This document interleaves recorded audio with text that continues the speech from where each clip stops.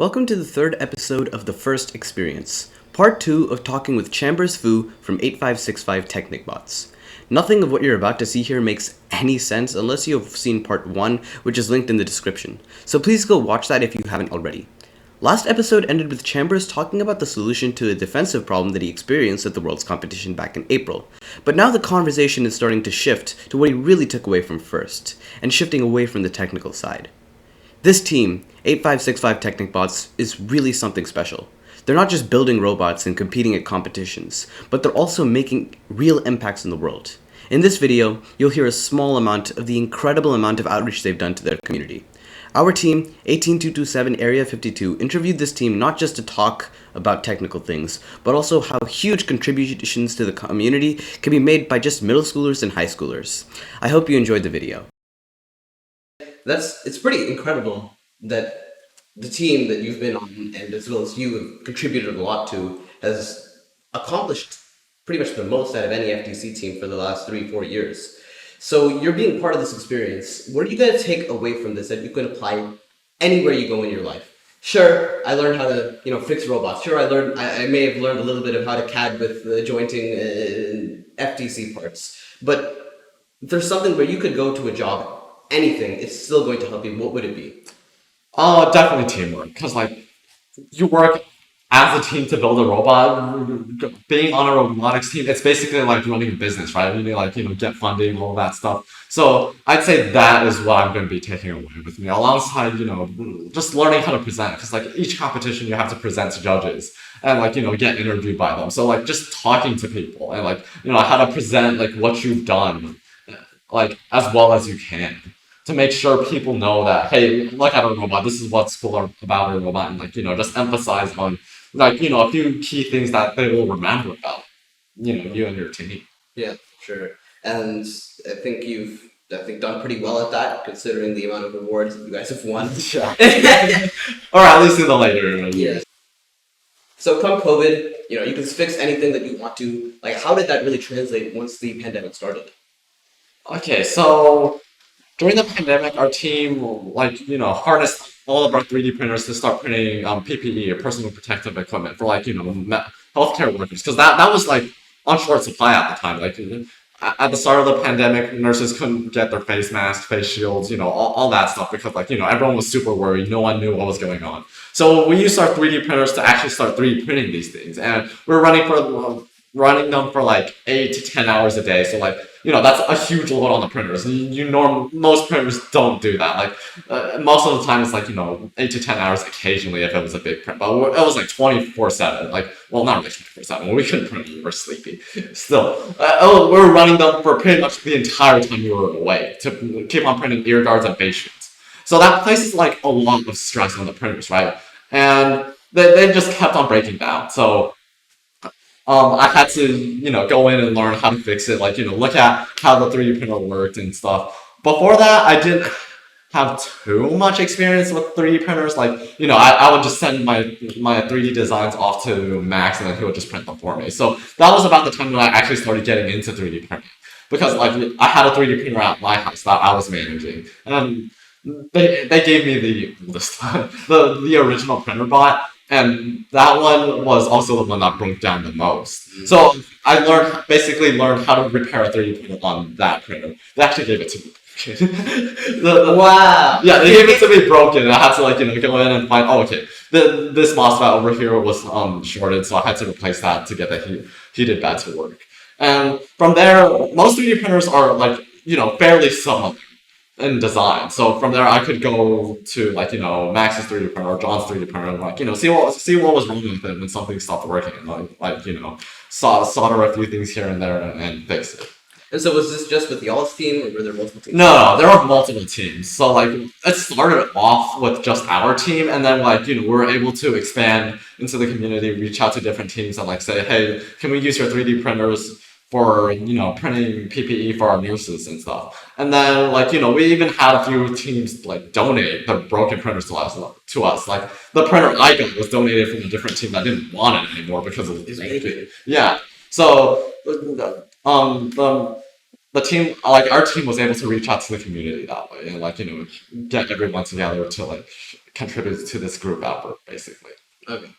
So through this operation, how much did you scale this? How much PPE did you make? I think we made around 3,000 face shields and around 5,000 haircuts. Somewhere. I think those were the. Wow. Somewhere. So how long does it typically take to make one of these? I was in charge of printing ear guards, so when I was printing, at first it took an hour for 3 of them, but then I go in and optimize settings, so I think by the end of it, it was like I was printing 4 ear guards in about 45 minutes, so around 10 minutes per, per ear guard. Nice. So through this operation, you're not just building robots anymore. Now you're making not just like an impact on the community hosting an event. No, you're helping out people and could be saving people's lives. I can imagine like how cool that might be. Could you just briefly describe that? Yeah, so it was like the first time, we were actually donating and contributing to the community, and that's what really kept me motivated, and to go around fixing all the printers, because there were a lot of printers that we had running. I think it was like our team was running maybe 4 or 5, and all the other teams combined, it was probably like 8 or 9 printers total, and with all of them running, they're constantly breaking down, right? Because that's just the way 3D printing is. It's still really an emerging technology because it takes a long time to get anything down, and you have to fine tune settings to get really a usable output. So they kept on breaking down, and the fact that we were actually helping the community with our 3D prints, that's what kept me going to go around and fix all the printers, because it got pretty tiring, because it was basically a weekly thing. Every single week I had to fix at least 1 or 2 printers. Right. Okay. And yeah, you again, you still have to balance this with all of your school stuff, but it's virtual, so Yeah, it's probably easier. well, by that time it was virtual, so it was a lot more manageable. I could just hop on Zoom, go over there, start a 3D print, have a printer going in the background, and listen into class if I felt like it. If I felt like it. Yeah, if I felt like it, and then it was a lot easier to manage since I was actually at home for most of the time. And if I had to go somewhere, I knew I could just join in class on my phone.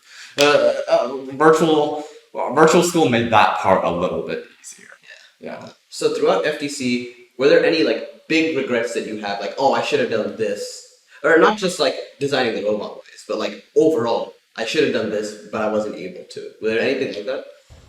A little bit. So when I first started out learning CAD, I came in already having a little bit of experience using Blender. So I was, familiar with the basics of moving around and stuff. And the rest of the team still uses Fusion 360, which is the default go-to for CAD for FTC teams at this point.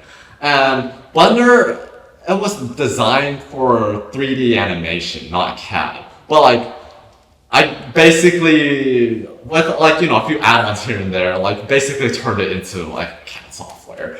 So, well, I guess one of my regrets is not learning Fusion 360, because Fusion 360 is actually designed for CAD, and I saw some of the things it can do. It can also work with circuits and stuff. I can't really do that in Blender. And you can do finite element analysis and a lot of cool things that I basically missed out on because I didn't do Fusion 360. And they also had a huge repository of all the robotics parts, and the entire team could just share a document. Whereas in Blender, I was kind of on my own. To get FTC parts or parts I was using on the robot, I would actually have to manually go over to the website, download it, and then import it. So it was a little bit more of a hassle, but it still worked out for me. So I just kept on using it. Nice. So throughout FTC, I think you've had pretty close to the full experience that a person can get doing FTC. What was the biggest challenge that you encountered throughout doing it? I mean, I guess one of the bigger challenges with FTC is the time commitment that goes into it, because we're putting in 12, basically it's basically a part-time job that's year-round, and over the summer sometimes it even becomes full-time if we're really needing to get something done. So you don't get paid. Yeah, and we don't get paid for it. Well, we're paid to do this stuff. We have to raise our own funds. So I'd say that's a pretty challenging part of FTC. Yeah. Okay, so you're doing First Global and raising funds to be able to, well, for you, where was first global, or is this virtual, right? Yeah, it was virtual for me. Right. So you still have to raise a bunch of funds for it, right? Right. So first global is quite expensive. I'm not really like too much into the business part of the team, so I can't give you like, specific numbers. But a few things that we do to raise funds is like, every year we hold an FTC workshop. We charge, kids who are wanting to go into FTC like a little bit of money so that, and then we teach them like, robotics basics, CAD, software, hardware. We teach them like the entire like everything you need to start an FTC so they can like eventually specialize in any of those sections. So that's one way we do one way we raise funds, and then we also get a few sponsorships from like big companies, and that also helps cover some of the costs. But at the end of the day, it is pretty expensive.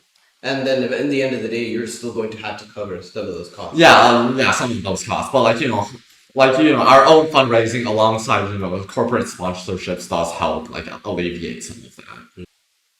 So you finished FTC. You've pretty much had the first experience. You've had your main course. You've had your desert with the first global. So are you gonna ever go back into? Are you gonna join the alumni program? I haven't really thought about jumping on my program, but I'll definitely look into it. One thing I'm gonna do in college for sure is like, college has basically its own robotics type of thing, right? So like at UT, I'm gonna be doing like the solar car team, like the electric vehicle team. Yeah. I feel like at the end of the day, it's gonna be like something similar, basically, Yeah. because we're designing like an entire vehicle now. Right. It's a lot of like mechanical engineering, a lot of electrical engineering that goes into it, and the process is probably going to be fairly similar. So your coaches have put in a bunch of time into making your team what it is today. Pretty much they took it from being an ordinary team to an extraordinary team. How would you describe the commitments that your coaches put into your team? I would say the amount of commitment she put in was extreme. Like she was always on top of her work, and not only that, she like if one of us like forgot to do something, like she would be chasing after us all the time. So she really put in a lot of effort to make this team like as good as it can be. Like she helped us like bring out our own skills and make sure we were on task. And like during team meetings, she's the one that's typically leading. So she definitely helped us. So throughout doing FTC, what do you think was the most impactful season on you? Not just or personality wise and skill wise. I'd say probably the Ultimate Goal season, just because like with the pandemic and everything, we had to like completely redo how we built the robot. Like we couldn't have like in-person meetings, and we couldn't meet up in person as much. So we had to do everything virtually, and that was about the time when we started actually doing CAD before we actually built out the robot. Like doing like a nearly complete CAD design before we built out the robot. So that was like a pretty impactful season for me. And even before that season started, we were like that was the time that we were 3D printing the face masks and the ear guards. So that was impacting the community. And during that time, we also had to, actually communicate with each other. Like when we were gonna go in and work on the robot, like everything had to be carefully planned out because we could only have one or two people working on the robot at a time. Otherwise, if someone gets COVID, like we can't have the entire team get wiped out. So I'd say that was probably the most impactful season to me, just because like it forced me to like plan things out, and it forced our team to like communicate with each other like at a different level. Okay, so on what you were talking about with fundraising, basically creating this FTC crash course type of thing, you were teaching in that, weren't you? Yeah, FGC crash course I was teaching. Okay, so teaching other people, how did that feel to you? It's actually a pretty cool experience because I think I was mainly teaching CAD to the kids, and or CAD and hardware because those are the two things that I'm in. It was a pretty fun experience because, like, you're teaching someone with almost no experience in robotics, someone who's actually interested in going into this. So they're like, paying attention and like actually trying to learn.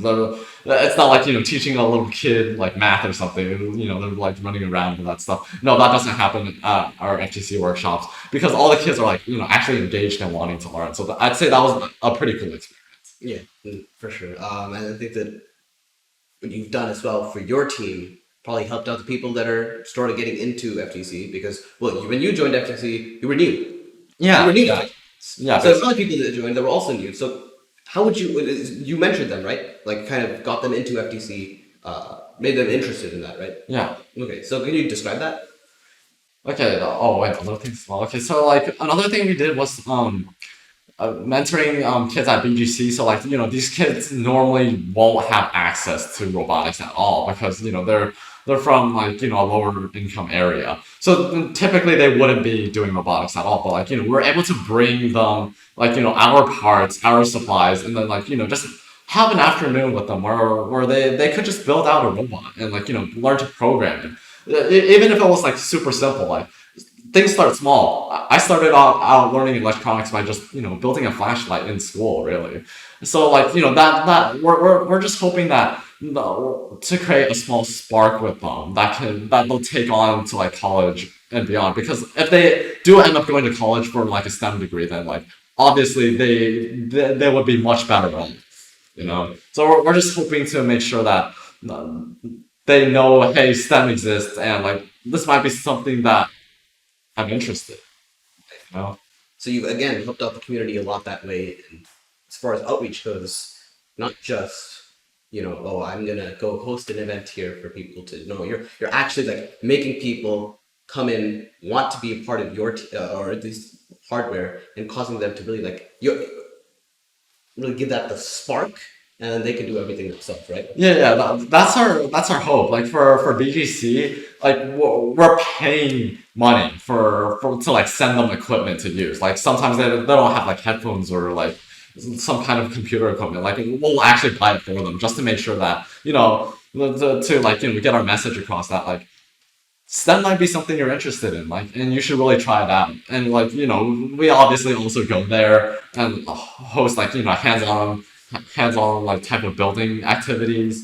And I think we did that like while before COVID, it was like, in person. So, well, we could actually do that like on a weekly basis, and then like over like once COVID started, we did that virtually, like, just basically taught them basic programming, and we're just trying to spread STEM engagement that way. Yeah, and I think your team has done a pretty good job at that. You've been able to outreach to your community and overall make a huge impact. So that's really good for your team and also good for you. So I think that's about it. So thank you for joining me here today. If there's one thing that you could leave off to every single person that's watching this right now, regardless of whether they're in FTC, regardless of whether they're in First or any other thing like that. One thing I'd leave off is keep on trying. If it doesn't work the first time, try again. Like this goes for everything. Like it goes for like if a certain part of your program doesn't work, like keep on debugging it. You'll find it eventually. And same thing if like your hardware design doesn't work. You just have to go in, figure out, hey, what did I do wrong this time? Learn from it, and then see what you can improve on in your next design.